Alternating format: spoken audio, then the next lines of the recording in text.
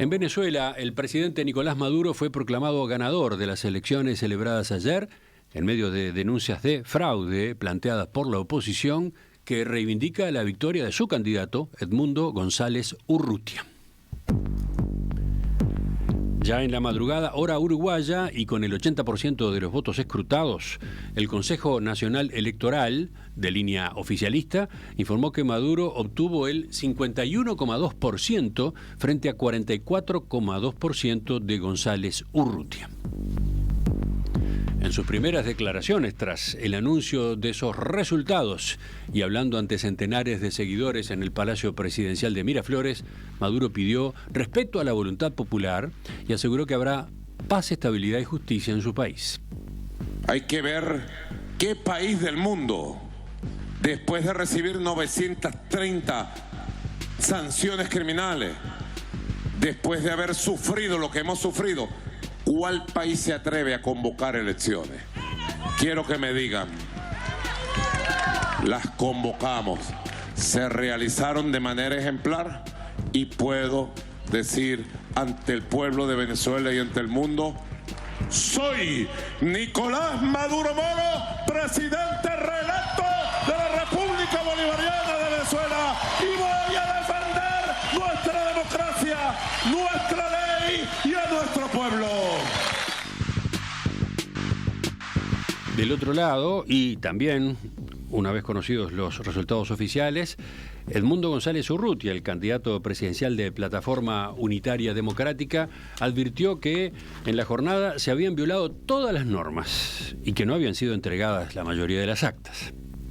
Los venezolanos y el mundo entero sabemos lo que ocurrió en la jornada electoral de hoy. Aquí se han violado todas las normas al punto de que aún no han sido entregadas la mayoría de las actas. Nuestro mensaje de reconciliación y cambio en paz sigue vigente y estamos convencidos de que la gran mayoría de los venezolanos lo aspira igualmente. Nuestra lucha continúa y no descansaremos hasta que la voluntad del pueblo de Venezuela sea respetada. Vamos a Venezuela, vamos a examinar las últimas novedades, el momento actual en particular. Estamos para eso en línea justamente con Esteban Rojas, que es periodista de la agencia France Press. Esteban, ¿qué tal? Buen día, un gusto saludarte. Buen día, un gusto estar con ustedes y sí, fue una jornada larga la de ayer y bueno, prometen unas cuantas jornadas largas en los próximos días, ¿no? Se te escucha con la voz cansada. ¿Lograste dormir algo? Sí, logramos dormir, pero digamos los resultados se dieron en Venezuela, ahora Venezuela sobre el filo de la medianoche. Yo estoy en particular en San Cristóbal, en el estado Táchira, eso es una región fronteriza con Colombia, haciendo cobertura de las elecciones para la AFP.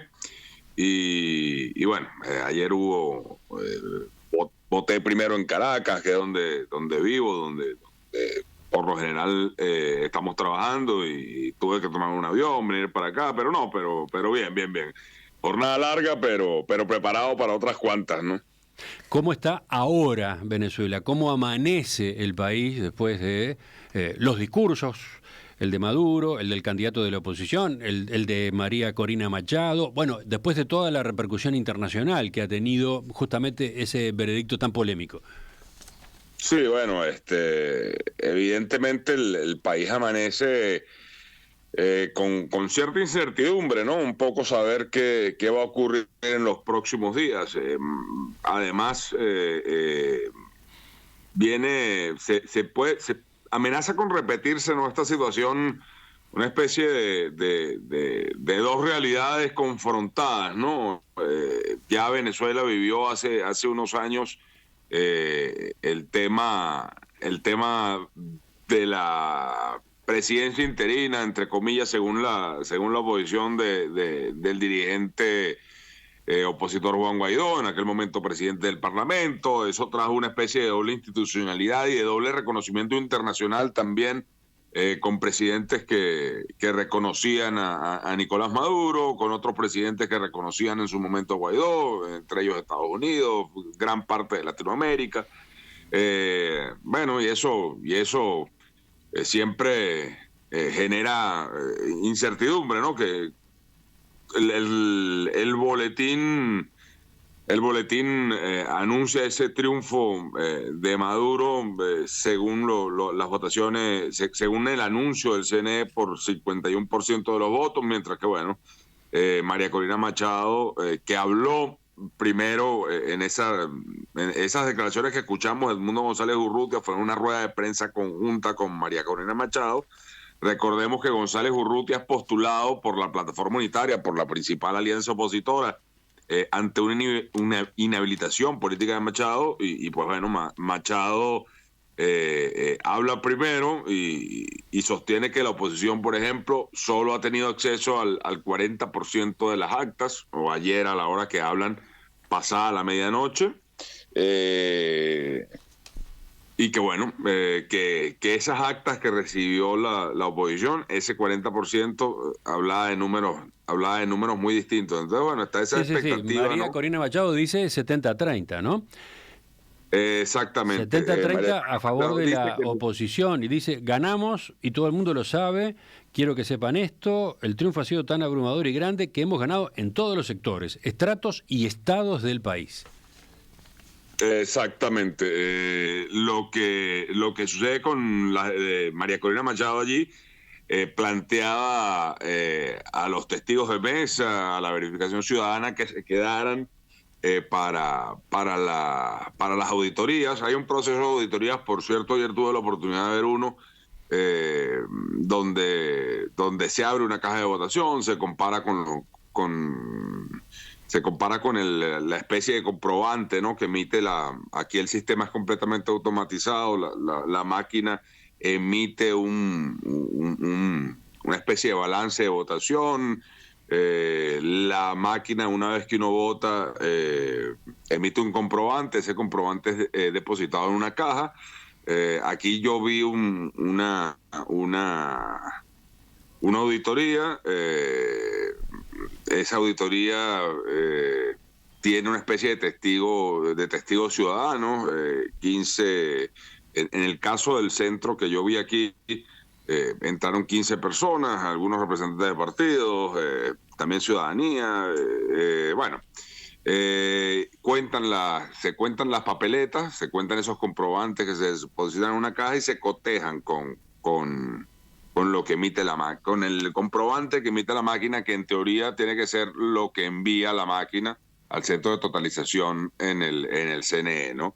Bueno, ¿y qué pasó en ese circuito en particular? ¿Qué fue lo que verificaste? ¿Qué fue lo que viste? No, en ese circuito en particular el triunfo de González Urrutia fue grande. Lo que pasa es que si aclaramos, es difícil, digamos, el estado Táchira, donde estoy, es un estado muy golpeado por muchos problemas, es un estado marcadamente opositor, aunque en las últimas elecciones regionales, en medio de un proceso de una abstención bastante alta, ganó el candidato del chavismo, Freddy Bernal, y es hoy el gobernador del estado. Pero digamos, un estado bastante opositor. La zona en la que yo la vi también es tradicionalmente opositora. Entonces es difícil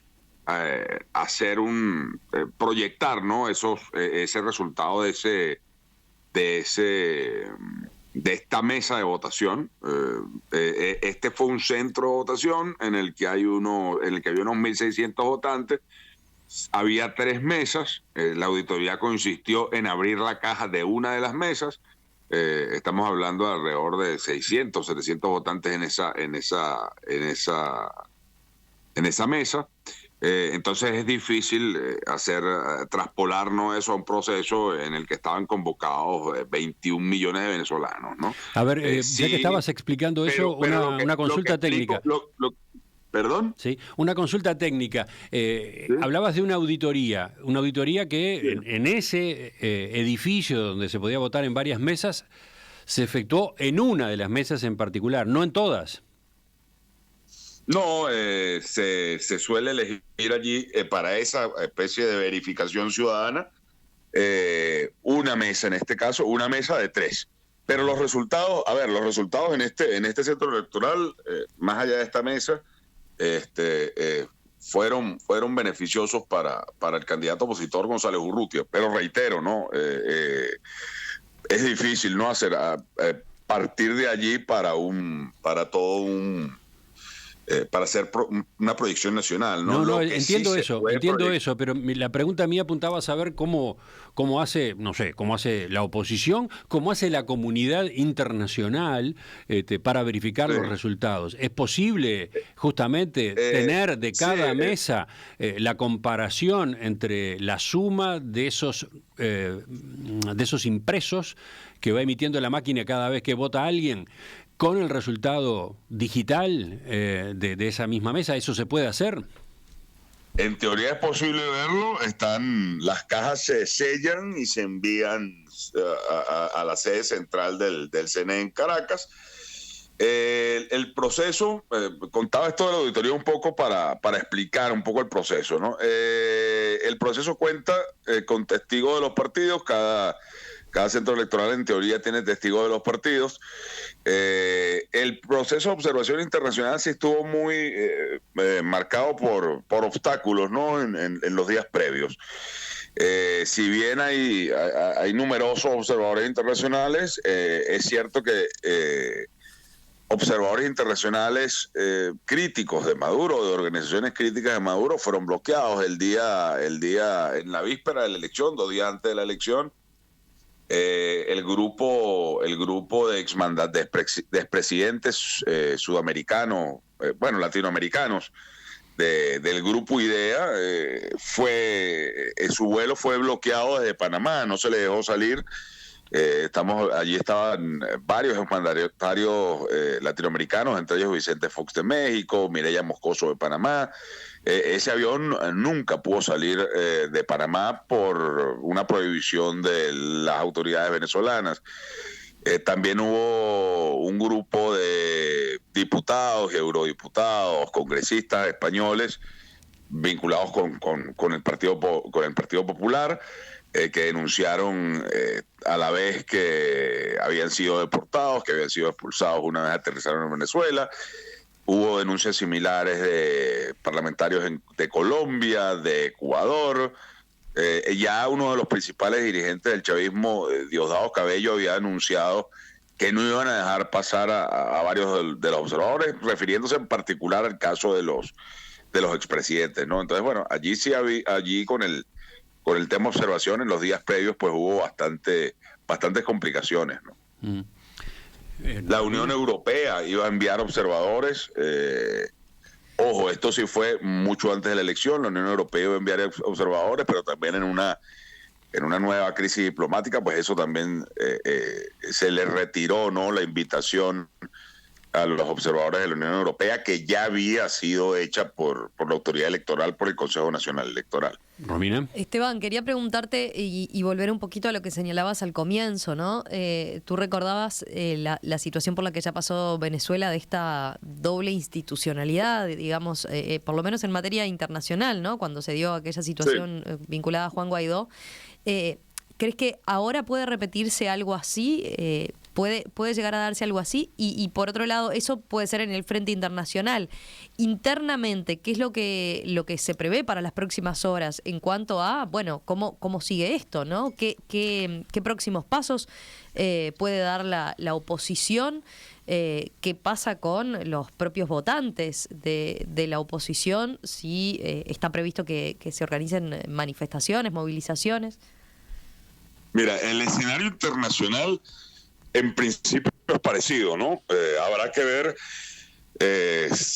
si se hace, digamos, de parte de la comunidad internacional, qué tipo de medidas se toman, ¿no? Y hubo mucho pronunciamiento simbólico en aquel momento. Es decir, ¿a qué me refiero? Había reconocimiento formal al gobierno, a este gobierno interino de Guaidó, pero se mantenían relaciones consulares, por ejemplo, a pesar de diferencias diplomáticas con el gobierno de Maduro. Evidentemente, Esto fue muy común en países con comunidades de migrantes importantes en Venezuela, por ejemplo. El caso de España es notable. Por ejemplo, España siempre mantuvo formalmente todavía, formalmente no hay reconocimiento a Maduro, pero tiene todo tipo de relaciones consulares con el gobierno de Maduro.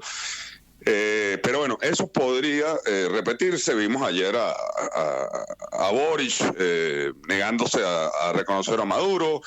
Desde Uruguay también vimos pronunciamientos bastante contrarios al resultado o a ese primer boletín, cuestionando, digamos, ese primer boletín del Consejo Nacional Electoral. En lo interno es que habría que ver, porque en lo interno sí, en principio no está planteado esa doble institucionalidad, que se planteó en 2019, fue promovida, digamos, por un parlamento dominado ampliamente por la oposición, que empezó a hacer nombramientos en algunos cargos, nombramientos simbólicos, repetimos, sin un poder real en aquella ocasión. Pero bueno, hubo nombramientos. Hoy el Parlamento es controlado por el chavismo, ¿no? Entonces es muy difícil que se llegue a esa situación. Hay dos interrogantes sobre lo que va a pasar en las próximas horas. Primero, en efecto, ¿qué tipo de medidas van a anunciar la oposición? La oposición ayer, María Corina Machado, lo que pedía a la gente era quedarse en los centros de votación, tratar de hacer estos procesos de verificación ciudadana que les describía, que la gente se quedara hasta que todas las máquinas emitieran las actas, terminaran los envíos. Llamó a la gente a quedarse en los centros electorales haciendo este tipo de verificaciones. No sabemos cuáles serán los siguientes pasos. Y por parte del chavismo, Maduro y antes el presidente del Consejo Nacional Electoral hablaron de una especie o denunciaron un intento de hackeo masivo, cito entre comillas, del sistema de transmisión automatizado de las máquinas como justificación para los retrasos en la entrega de resultados. Si bien, ojo, esto de que tengamos resultados electorales sobre el filo de la medianoche, entre gallos y medianoche, es costumbre en Venezuela. Pero bueno, alegando que eso había generado problemas, ¿no? Con la transmisión de las actas. Habló de un país extranjero involucrado, no dijo cuál. Insinuó que dirigentes opositores estaban involucrados, no dijo cuáles. Ni Maduro ni Amoroso. Pero sí dijeron que la Fiscalía iba a actuar con mano de hierro, o que el propio Maduro dijo que había pedido a la Fiscalía actuar con mano de hierro. Entonces la otra interrogante es exactamente qué se está denunciando y qué es lo que va a anunciar el fiscal. El fiscal general tiene Tarek William Saab, tiene aquí en Venezuela son ahora las 7:20, a las 11 de la mañana tiene pautada una rueda de prensa y bueno, y allí veremos un poco también la posición formal de la institucionalidad, ¿no? Del gobierno, de la institucionalidad del chavismo, digámoslo así, ¿no? Hoy, de todos modos, esa doble institucionalidad prácticamente, realmente ha desaparecido, ¿no? Inclusive, pues, Guaidó terminó en el extranjero, está en Estados Unidos. Y bueno, y si bien formalmente hay varios países que todavía desconocen a Maduro, ya no hay países, digamos, que reconozcan abiertamente a Guaidó, ¿no? Incluyendo Estados Unidos. Para terminar, Esteban, a propósito de cómo se puede o no sacar alguna conclusión sobre el resultado, alguna conclusión confiable sobre el resultado. Tú decías, la dirigencia de la oposición exhortó a sus veedores, a sus delegados a que permanecieran en los circuitos de votación y participaran de esas, ¿cómo le llamabas tú? Auditorías ciudadanas. Esas auditorías, como tú bien aclaras, y hay veeduría ciudadana. Que tú aclaraste que no se realizan sobre todas las mesas, sobre todas las urnas, sino sobre una muestra, ¿no? Allí va a haber, bueno, una base de información. Pero por otro lado, las actas, ¿no? Si entiendo bien, el acta es el resumen de la votación en esa mesa, ¿no? El resumen que la máquina expide de cómo fue el resultado en esa mesa. ¿Se supone que esas actas están todas en manos de los delegados de la oposición o no? Es que eso es lo que no, ayer no estaban. ¿Qué es lo que sucede? Las máquinas de votación emiten una acta, eso antes, digamos, con lo que la máquina registra, y esas actas en teoría son cotejables con lo que el Centro de Totalización del CNE, del Consejo Nacional Electoral en Caracas, recibe. Ese es, digamos, el valor de las actas. Ayer la oposición decía, María Corina Machado, que estaba esperando poder recibir el 100% de las actas. Ayer la oposición tenía 40%. Pero digamos, otra de las... también mucho de la toma de decisiones, probablemente de la oposición, se concrete una vez, se espera, ¿no? Puedan recibir ese 100% de las actas, si las reciben, ¿no? Sí, esa información es clave. Eso debería ser, ¿no? Esa información es clave. Que esa información es clave, ¿no? La suma de las actas es fundamental para poder comparar con el resultado final. Exactamente, que es lo que alega Machado, que según las actas que la oposición recibió, ese 40% de actas que sostiene Machado, es importante decirlo allí, que ese 40% de las actas que la oposición recibió son el 100% de las actas que el CNE envió en este proceso de entrega de actas a partidos,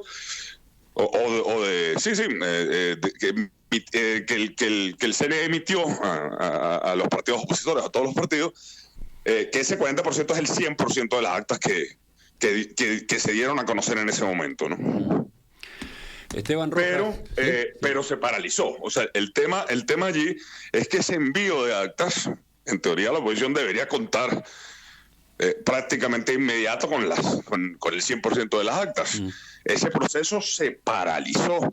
Si bien ni Maduro ni Amoroso hablaron directamente de eso, probablemente pareciera que ese tema del hackeo, sin entrar directamente a cuestionar esa denuncia, pero sí pareciera que ese tema del hackeo busca justificar esa situación, ¿no? O busca, dar una especie de razón más allá de las autoridades electorales a ese retraso, que sí es evidentemente absolutamente irregular, ¿no? Esteban Rojas, corresponsal de la agencia France Press en Venezuela, gracias por atender nuestra llamada. Nos mantenemos en contacto a lo largo de la mañana, vamos a seguir las novedades. Muy bien, gracias y bueno, saludos.